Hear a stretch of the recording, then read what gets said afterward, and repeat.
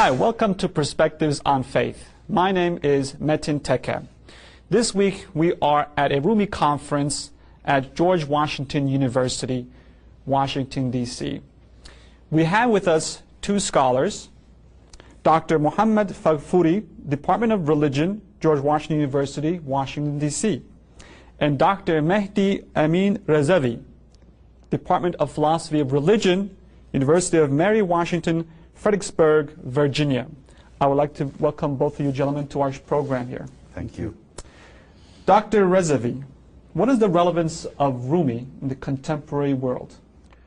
Thank you very much for inviting us and having this conversation. Rumi is very pertinent and important to the modern world for a number of reasons. The least of which is that there is a revival of Sufism in general and Rumi in particular. I think part of it has to do with the fact that fundamentalism is so prevalent in parts of the Islamic world. The sort of more orthodox approach to Islam has created the kind of ambience, the kind of environment that many people are trying to look for alternative interpretations that, for example, Rumi is a very good representative of that. The spirit of tolerance, the spirit of inclusiveness, the spirit of acceptance of the other people is so central to Rumi's teachings. And so I think in the beginnings of the 21st century, when we see so much intolerance, not only in the Islamic world, but also in the European world, of people who don't tolerate others because they're different, maybe their religion, maybe color, maybe ethnicity, from Bosnia to Afghanistan and other parts of the world. I think Rumi is a breath of fresh air. He brings to us a different kind of approach and perspective to looking at the world. We can all coexist, we can all love each other, and we can all respect each other. I think that's one of the general salient features of Rumi's thought. I would like to pose the same question to you, Dr. Balkhi. What's the relevance of Rumi in the contemporary world? Well, we have to go a little back in history. From the time of French Revolution, when new ideas came into being, one of the very strong ideas that was introduced was separation of religion from politics and from other aspects of life, emphasis on freedom of religion. But unfortunately, in the course of a century and a half, freedom of religion, in a sense, was translated into freedom from religion. And this, in a way, caused a very big vacuum, a spiritual vacuum, particularly in the West. And those of us in the Muslim world who were trying to follow the West or imitate the West were not affected as much as the people of the West, but nonetheless living in the West right now, we very strongly feel that gap. And that is why despite many other problems in the realm of politics and confrontations between groups from the East, groups from the West, from Muslim world and non-Muslim world, the appeal of Rumi is very strong precisely because it answers to this question. It fills the gap that was created a century and a half ago. And that's why people can relate to Rumi and can understand his message, particularly because the message is very relevant to today. Very rarely, in the name of, say, freedom and democracy, we have been so intolerant of each other, the West and the East. And that's why Rumi provides an alternative for this attitude, which is very much prevalent today. So you're saying that because of our culture based on materialism in one sense, in another sense fundamentalism, people are impoverished and they want to fill in that vacuum. You might say that. There are so many contradictory forces at work, which in a sense contribute to the popularity of views and ideas like Rumi and individuals like Rumi. On the one hand, you have the extremist religions religious movements, whether you're talking about Islamic fundamentalism or you're talking about Christian fundamentalism or Jewish fundamentalism and many others, and some also in the process of emergence. And on the other hand, you have totally disregard to religion and spirituality from other segments of the Western society. These two and three conflicting forces are in fact very much in clash with each other, and Rumi presents a very, very interesting, workable and acceptable alternative to all of these groups, or for all those people who are in search of an alternative to these extreme currents. Dr. Ameen Rضوی, why the interest in Rumi? Why not some other religious or spiritual person from another tradition maybe? Right, that's a very good question. You know, Rumi, of course, has written so much and has commented on so many issues, but rightly so, he's come to be known and identified as the poet of love. I mean, the centerpiece of his poetry rests on the concept of love. And at no time in human history has the modern world been searching more for love than the contemporary impoverished materialistic world, especially in the West. What we have is a world in which not only wars have become a fact of life, but people have distanced themselves from real humans out there. Their contact with others is through the internet, through television, through the media. Often in the West, as you know, people don't know who their neighbors are. Families are disintegrated. The extended family system has disintegrated. So essentially you have a world in which people have this great thirst for love. And Rumi addresses that issue so beautifully in so many different ways. I'm not sure if his message of love is always understood properly, and that's something else that we will hopefully discuss. But I think the heart and soul of Rumi's message, which is the concept of love, is so timely. The modern world craves for that, and it is as if they found this gold mine all in one place. What does Rumi say about getting in touch with other human beings? Well, he sees humanity as one body, and different parts of it as different limbs, different parts of a human body. He does not separate it at a time when individualism is so prevalent. There is this big, huge ego at the center of so many societies where people want to separate themselves based on race and culture and ethnicity and language and so many things. Rumi says we all are one. We have the same origin. We are essentially a united whole. And I think that message is very heartwarming and refreshing. What were some of the examples of Rumi for our contemporary world in terms of interfaith dialogue? Did he have dialogue? Did he establish dialogue with other members, other faith adherents? Well, if you read the Divan of Kabir, Divan Kabir of Rumi, or Masnavi, there is hardly any piece of poetry that he does not address the very same question that you address right now. And since all of them come from God, they all ultimately reflect one reality. Somebody made an example of revelation of God's message in general, like a waterfall which gushes forth from the top of a mountain, and once it comes down, it is divided into several different rivers and streams. All of these rivers and streams are still from the same source, which is water, but each in its own forms. And this is how, in a way, Rumi sees different religions, and that's why he does not really differentiate them in the realm of meaning, although in the realm of form like those streams and rivers that each go, one goes through the mountain, one goes through the valleys and so on, and takes different forms. They are very different, and they must be very different, and that's what God wants. Nonetheless, what Rumi emphasizes is the ultimate reality, ultimate one source of all these religions. And perhaps this is one of the reasons that makes his message very appealing today. Many Muslim saints, philosophers, Sufis have written on this issue.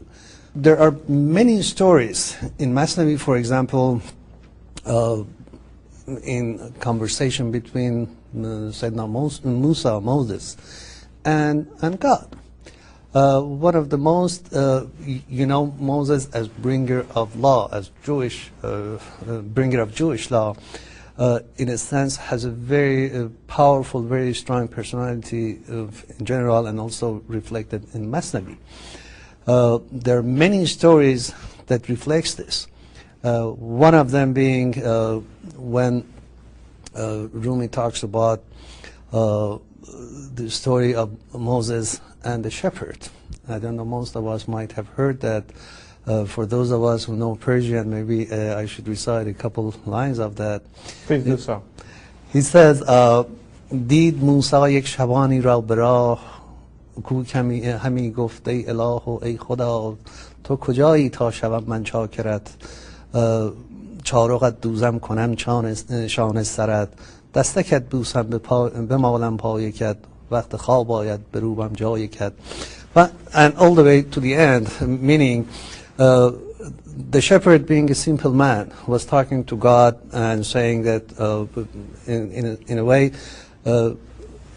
thinking God in human terms, and he was saying that where are you, that so that I would become your slave, I would comb your hair and I would wash your feet when you come home at night.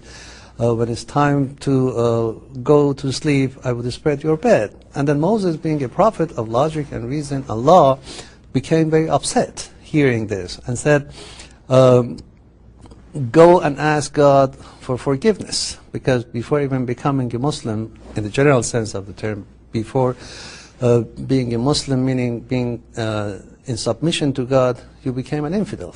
And obviously, then Rumi takes the story further into the desert, saying that the shepherd became very upset, very sad, very heartbroken.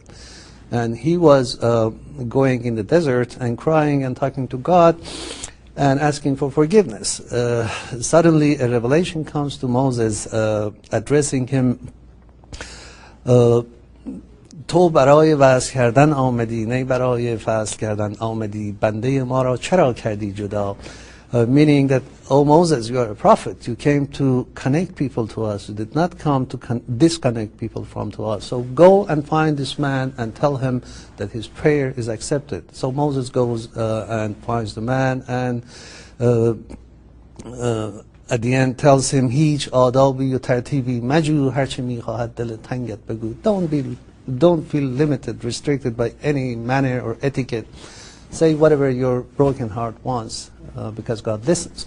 So messages like this, many stories regarding Moses, regarding Jesus Christ, regarding beauty of Joseph and chastity of Joseph. There are many occasions in Masnavi and Diwan that talk about these, of course, in addition to many profound metaphysical questions. And these are what makes Rumi and his writings and his poetry so appealing to the people. Perhaps 50 years ago, if you ask somebody, except very few scholars, that there are a lot of Muslim saints and Sufis and poets who have talked about Jesus Christ, Western population would have found it difficult to believe that. Nowadays, each piece of his writings and poetry about Christ and about Moses and about Joseph is readily available in many different languages. Very beautiful. Yes, just you'd like to add, please. Yeah, just something. Go right ahead. I observed. I mean, the message that comes out of that is so beautiful. Let the God of Moses be the God of Moses, and let the God of a shepherd be the God of a shepherd. And that's a very powerful message to a world which on one hand thrives on multiplicity, right? Different people worship God differently, different people have different spirituality.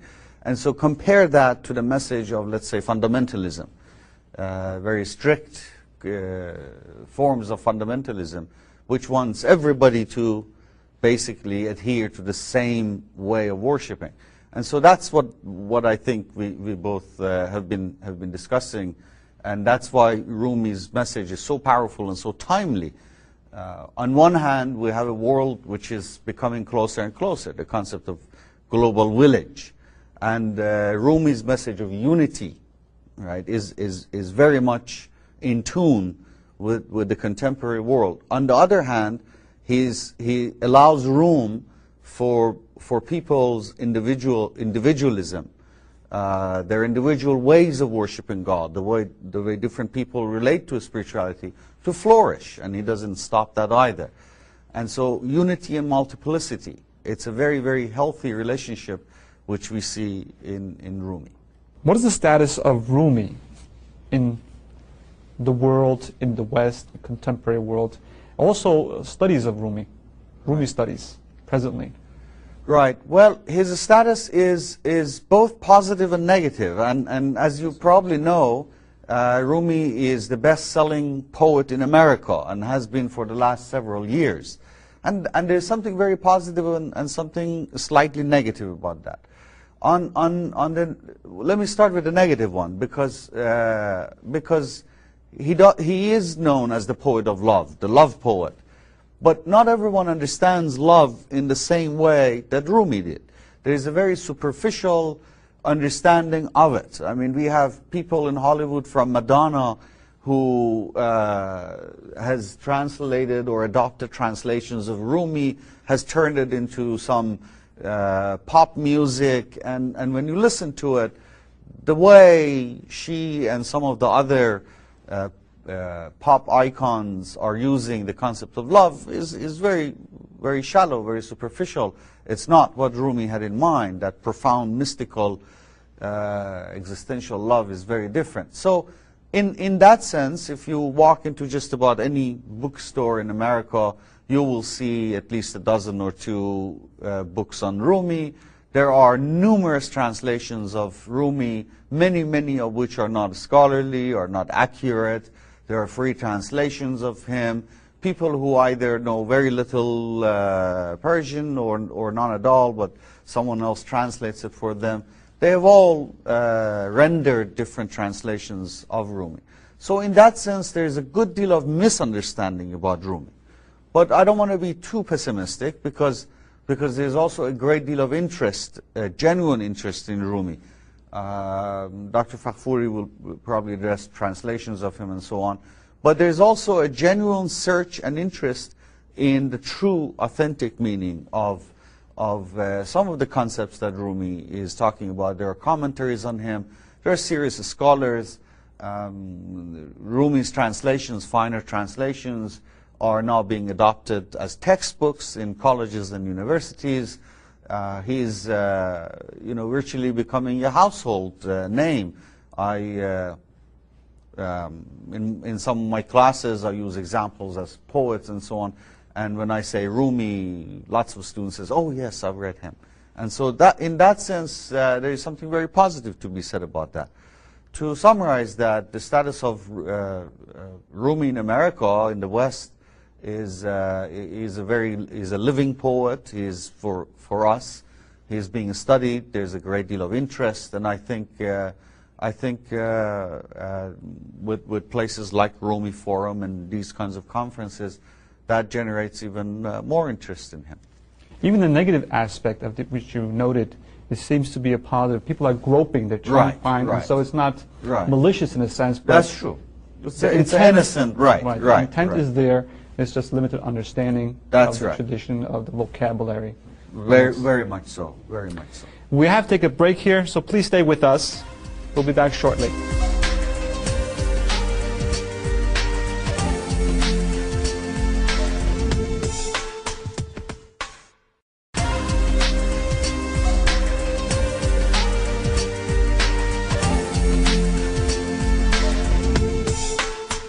Thank you for staying with us. We are back discussing Rumi with Dr. Faghfuri and Amin Rضوی. Dr. Faghfuri, what has been the interest of university students to the message of Rumi? Well, first of all, a few years ago, perhaps, there were a handful of courses in different American universities that I'm, a little bit familiar with, that addressed in part of a course life and poetry of Rumi. There are right now, despite the fact that many Persian language programs have been dropped from universities for other reasons up until very recently, and most Persian language programs that are available now do not address literature, poetry, and spirituality. Nonetheless, the interest on American universities on Islamic spirituality, Sufism in general, and particularly Rumi, has been so strong and rising every day. There are on many campuses now not only courses on Sufism, which place heavy emphasis on Rumi, and also other Sufi poets and writers, but there are courses on Sufi literature, both in Turkish, Persian, and also in Arabic, that deal with writings and poetry of Rumi, but not only as a literary heritage, but as a heritage of Islamic spirituality and rich thought in the context of Islamic civilization. The interest that the students show is tremendous. We have had a rising demand in the number of students who are interested in learning Persian. 20 years ago, nobody perhaps on this campus spoke Persian or had any interest in learning Persian. And the same goes for Turkish, the same goes for Arabic. And none of these would have happened had it not been for the rich and very spiritually fulfilling the message of Rumi and other Muslim writers and Sufis like him. Dr. Amin Rضوی, what has been your experience, students' response? There's a great deal of interest, both on college campuses and outside of it, in Sufism. So I would divide that into what I would call academic Sufism and practical Sufism. On college campuses, due to the great interest in non-Western literature, non-Western schools of thought, which university colleges and universities have been promoting in the last decade or so, there's a great deal of interest in Sufism in general and Rumi in particular. And some of these students who become familiar with the more theoretical aspect of Sufism, what I call academic Sufism, and then seek spiritual guidance outside of it, and they join Sufi centers, and it's a very, very thriving community. What kind of activities do they have at these centers, these Sufi centers? It's very much traditional Sufi practices, depending, as you know, it changes from order to order. Some are more lively, let's say, for the lack of a better term, like Mowlana Sufism. There's always chanting, praying, meditation, and then spiritual novices receive instructions from Sufi masters.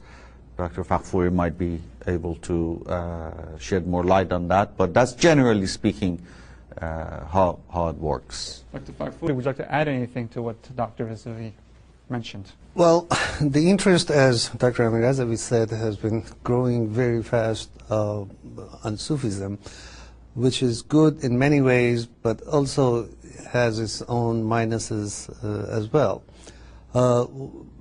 What Rumi represents is genuine Islamic spirituality, and it's a very serious business.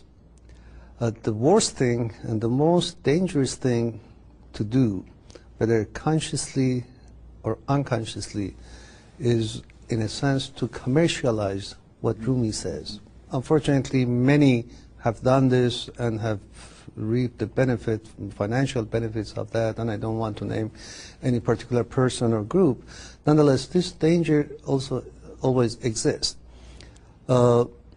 but there are some groups who, while one cannot doubt the individual sincerity of people associated with them, probably take, in a sense, take the kernel of Sufism and what Rumi says, throw it away and just keep the shell. And they are very much content with the appearance or feeling of affiliation with a center called a Sufi center. And these are very dangerous things. And I don't think, and they are inevitable, of course, but they are not going to last or have any long-lasting effect.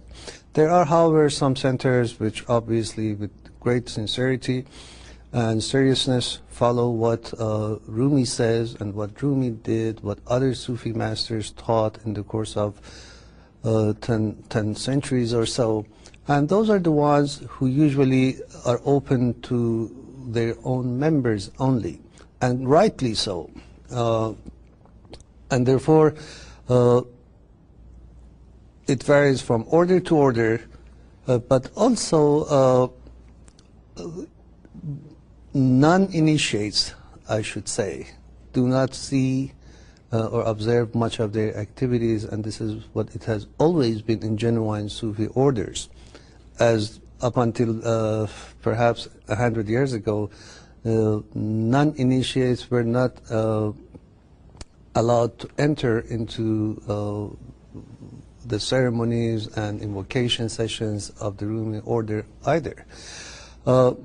So there are many, many groups that are now mushrooming, so to speak, and one has to be aware of that. While one has to appreciate their quest for truth and for love and for God ultimately, nonetheless one has to be watching them very carefully as far as their activities are concerned, and do not confuse the activities of some of these groups with genuine Sufism that Rumi represented.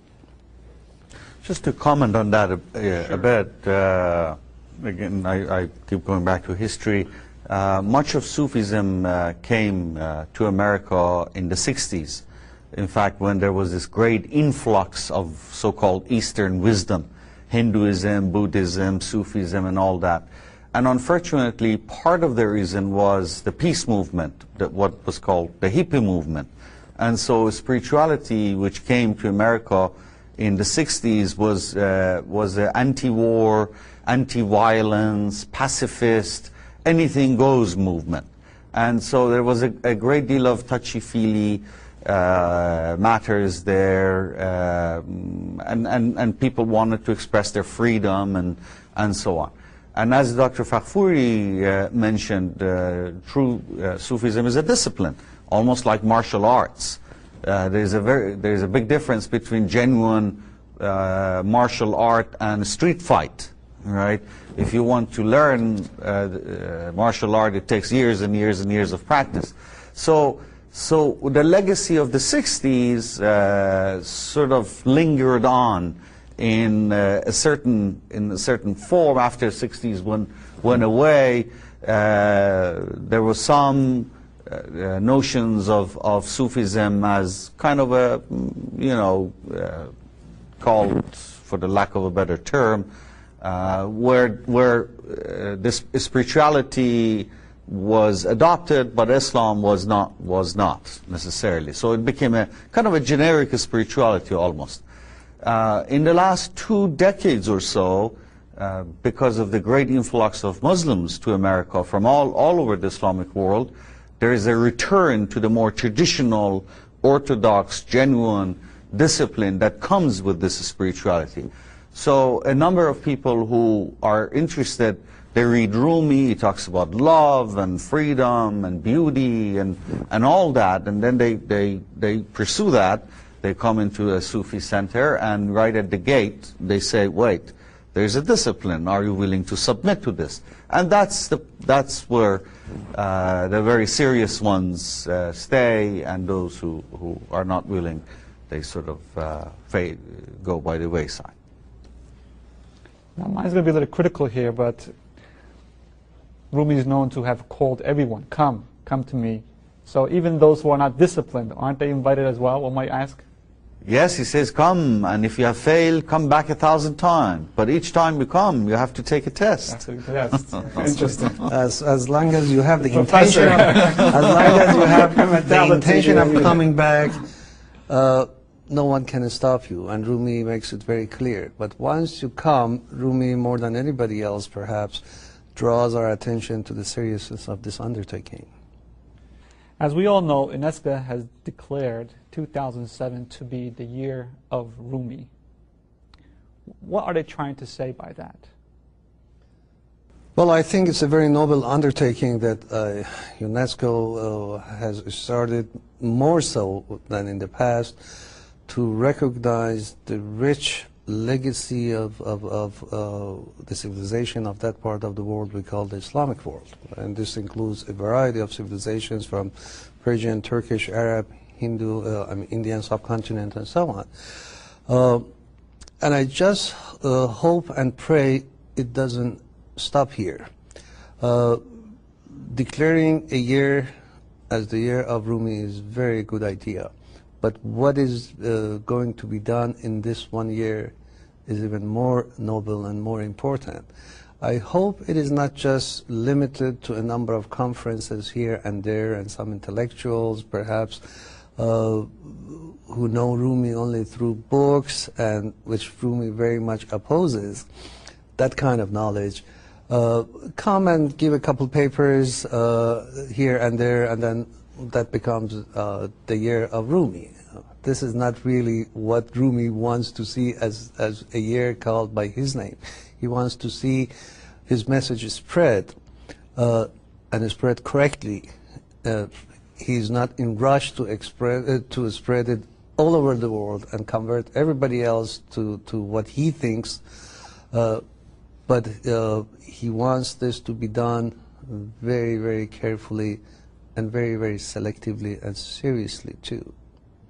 Dr. Ameen, I would like to direct the same question to you as well. Yes, yes. As I agree with my colleague, it's a great honor that UNESCO has decided to choose a representative of the Islamic civilization, and certainly the cream of the crop, one of the best.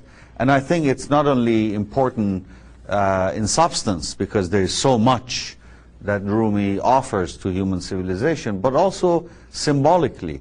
At a time when intolerance, when fundamentalism, when this very, very intolerant mindset begins to take shape, to take hold in so many of the lands in our part of the world, Rumi, as the symbol of tolerance, inclusiveness, is being honored, and that certainly UNESCO is to be complimented. The message of Rumi is universal, and I cannot think of anyone else who would be more appropriate for the universe to respect than Rumi. Our program is drawing to a close.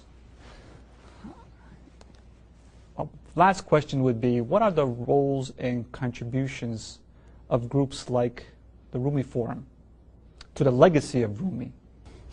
Well, first of all, I should commend you for, first of all, establishing this forum a few years back, and all the activities that the forum has been performing in the last 5-6 years, especially in bringing more and more understanding by contacting different religious groups, different ethnic groups, linguistic groups, and overall trying to get the message of Rumi across, that we are all children of one God. We are all children of, especially in the context of Abrahamic religions, we are all children of Abraham. This is one of the very important achievements of groups or forums or centers like Rumi Forum. I should say that I just hope it doesn't stop there. I just hope it goes far deeper and far more extensive, and reaches as many people as it can. But also, Rumi is not a one-dimensional person whose message is only tolerance and love. Rumi is an extremely pious, extremely orthodox Muslim philosopher, thinker, metaphysician, and saint. These aspects of Rumi should also be very much introduced by centers like Rumi Forum, because otherwise Rumi is introduced in a very distorted way, as if he was a man who was easy with his own religion. He didn't care about other religions. He was, in a sense, a free thinker who had no relation with revelation at all. And this is the wrongest picture one can give, not only of Rumi, of any other figure in Islamic spirituality. If this is understood and presented to the people, of course, not with the intention of converting everybody to Rumi's thought, but waking up everybody to the tradition that he or she lives in, precisely what Rumi hoped to do and did in his own lifetime. That's why when he died, we read in history that the entire city and surroundings, including Armenian, Jews, Muslims, Persian, Turks, Arabs, all participated not only in his funeral, but had their own session for commemorating his death. This is the kind of message that Rumi wants to. In a sense, Rumi doesn't want to convert everybody to Islam. He wants to wake up everybody to the reality of his own tradition, his own religion. And I think for this purpose, centers and groups and associations like Rumi Forum can play a very, very important role. And I hope that they would play that important role. Yes. Yes, our civilization needs bridge builders at a time when divisions are so deep, and there are those who propose and advocate clash of civilizations. I think dialogue among civilizations is the most imperative and most important task before us. And people like Rumi are bridge builders, and places like Rumi Forum are their responsibility and their agenda is incredibly important.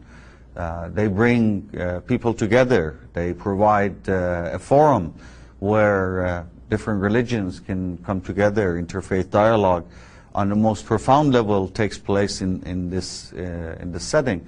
What we have witnessed in the last day and a half has been none other than that. I was looking around in the audience, and there was a Franciscan monk, and there were clergies, and there were Jews and Muslims, Sunnis, Shiites, Ismailis. They all sat in the same room under the same roof, and Rumi became a focal point, the person who brought everyone together. And I think that is so significant, so important, that it ought to continue. So I also compliment the Rumi Forum for having achieved this task, and I hope to see this continue for years to come. Dr. Farpuri, Dr. Amir Rضوی, I would like to thank you for joining us. Thank you. It has been a pleasure. Thank you. That's it for now. Please join us next week for another exciting show on Perspectives on Faith. I am Metin Teke. Goodbye.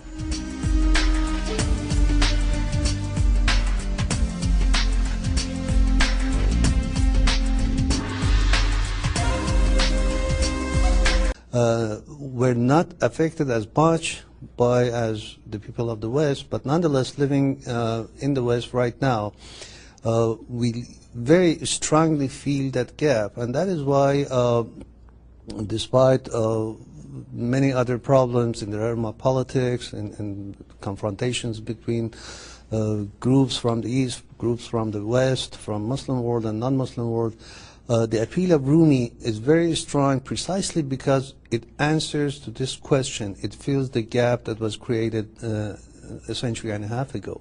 And that's why people can relate to Rumi and can understand his message, particularly because the message is very relevant to today.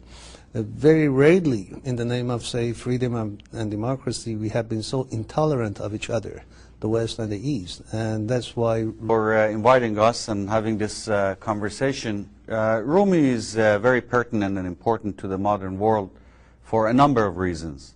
The least of which is that there is a revival of Sufism in general and Rumi in particular.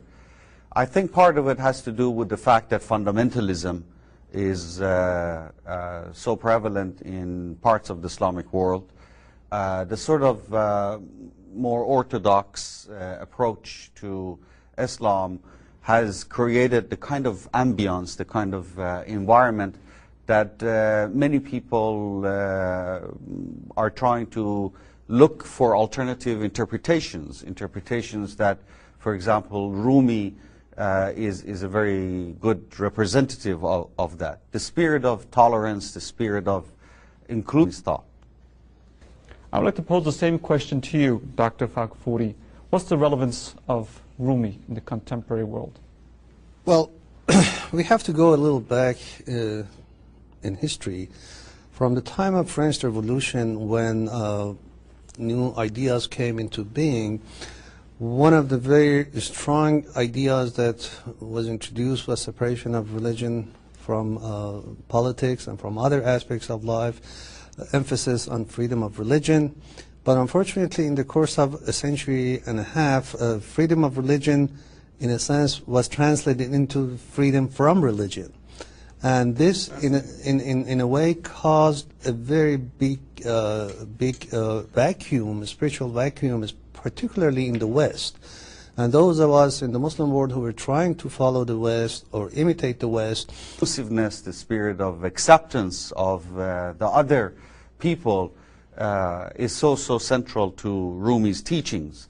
And so I think in the beginnings of the 21st century, when we see so much intolerance, not only in the Islamic world, but also in the European world, of people who don't tolerate others because they're different, maybe their religion, maybe color, maybe ethnicity, from Bosnia to, Afghanistan and other parts of the world. I think Rumi is a breath of fresh air. He brings to us a different kind of approach and perspective to looking at the world.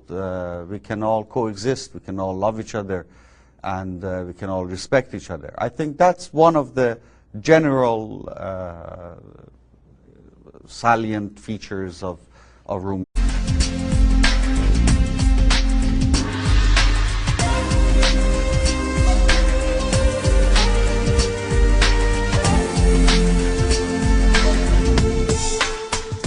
Hi, welcome to Perspectives on Faith. My name is Mehdi.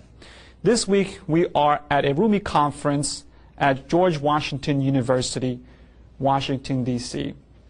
We have with us two scholars, Dr. Muhammad Faghfuri, Department of Religion, George Washington University, Washington, D.C., and Dr. Mehdi Amin Rضوی, Department of Philosophy of Religion, University of Mary Washington, Fredericksburg, Virginia.